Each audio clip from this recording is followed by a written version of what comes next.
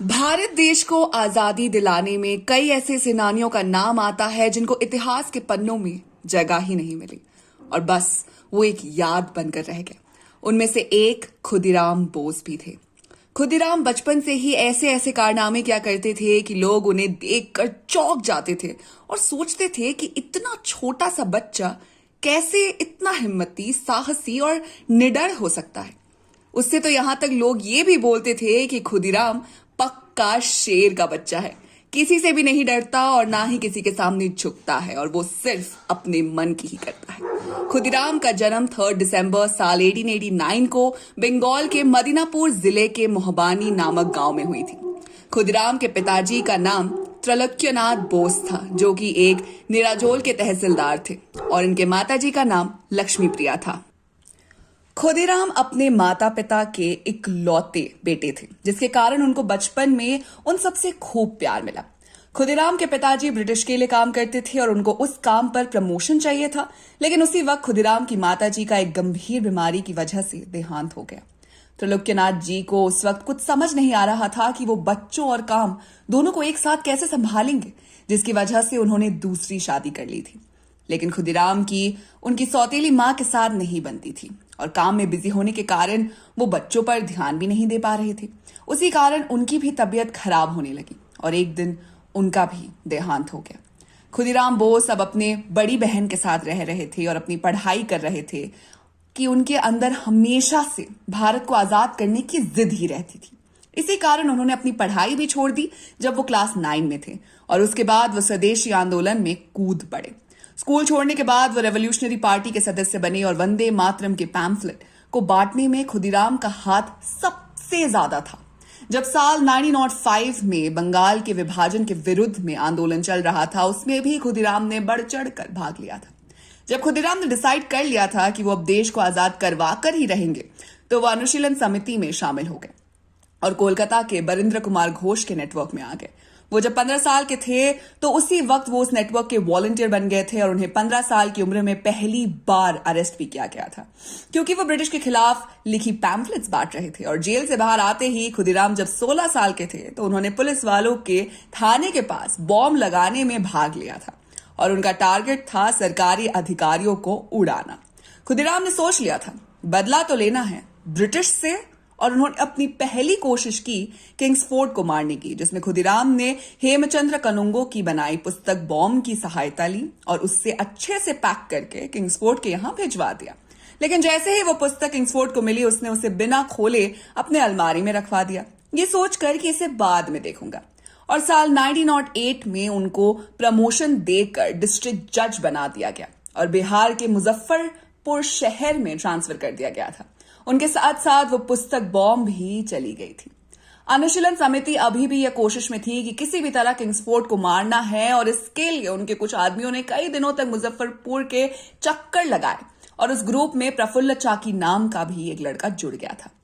जब वो मुजफ्फरपुर से वापस आ रहा था तब वो अपने साथ हेमचंद्र कनुंगो का दिया हुआ बॉम्ब भी साथ लेकर आ रहा था और वापस आते वक्त खुदीराम उसके साथ था।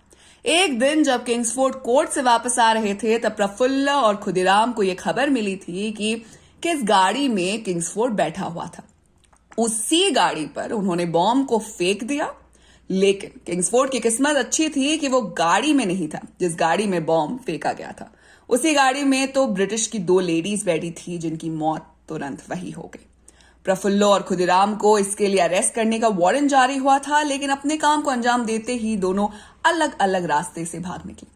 खुदीराम चलते चलते 25 किलोमीटर दूर वाइनी नाम के स्टेशन पर आ पहुंचा था। जैसे ही वो एक चाय की स्टॉल पर जाकर पानी मांगा पीने के लिए, उसके सामने 2 पुलिस वाले आ गए। उन्होंने खुदीराम की गंदे पैरों पर ध्यान दिया और वो जिस तरह से हाफ रहा था उन्हें कुछ गलत लगा, तो वो खुदीराम के पास गए और उससे पूछा कि क्या बात है और वो इतना हाफ क्यों रहा है।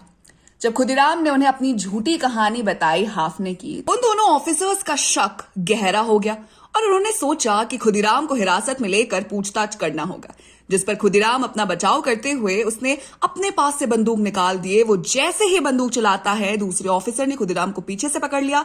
हाइट कम होने की वजह से वो खुद को बचा नहीं पाया और जब उसकी तलाशी ली गई तो उसके पास से 30 रुपए नकद, 36 राउंड कारतूस, एक रेलवे का नक्शा और रेलवे का एक टाइम टेबल मिला।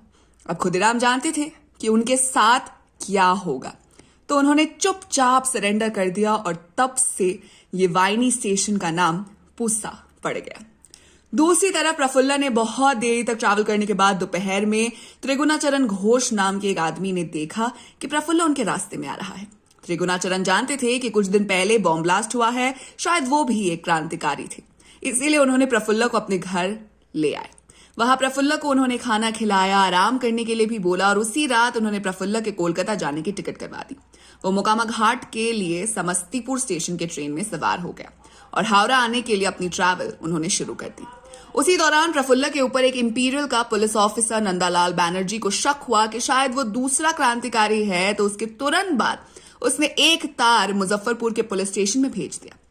जैसे ही गाड़ी मोकामा घाट पहुंची, वहां पहले से ही पुलिस ऑफिसर प्रफुल्ल के इंतजार कर रहे थे और उसे वो पकड़ भी लेते हैं। खुद को बचाने के लिए प्रफुल्ल ने गोली भी चलाई, लेकिन जब प्रफुल्ल ने देखा कि आखिरी गोली बची है तो उसने वो गोली खुद के मुंह में चला ली और देश के लिए शहीद हो गया। 1 मई साल 1908 को खुदीराम को मुजफ्फरपुर पुलिस स्टेशन लाया गया था। वहां सिर्फ इस चीज के लिए भीड़ लगी थी कि लोगों को देखना था कि कौन है वो बच्चा जिसने ये करने की हिम्मत दिखा दी। कुछ दिन बाद खुदीराम को डिक्लेरेशन के लिए बुलाया गया।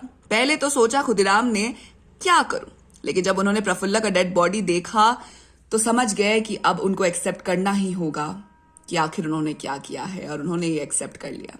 उनको हियरिंग में बुलाया गया और जब कार्यवाही हुई तो यह साबित हो गया कि उन्होंने और प्रफुल्ल ने ही मिलकर गाड़ी पर बॉम्ब फेंका था और उसके लिए उन्हें फांसी की सजा सुना दी गई।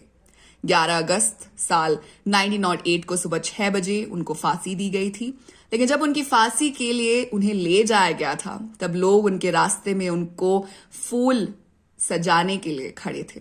जब उनको फांसी दी जा रही थी तो वो मुस्कुरा रहे थे और उनके हाथ में उस वक्त गीता की किताब थी और उसके बाद उनको फांसी दी गई।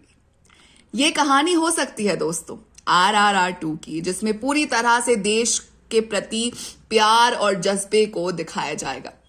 तो आप हमें बताइए अब RRR 2 के लिए कितने एक्साइटेड है। साथ ही अगर आपको वीडियो पसंद आई हो तो इसे लाइक कीजिए, दोस्तों के साथ शेयर कीजिए और फिल्मी दुनिया से जुड़े रहने के लिए सब्सक्राइब कीजिए हमारे चैनल बॉलीग्राड स्टूडियोज को।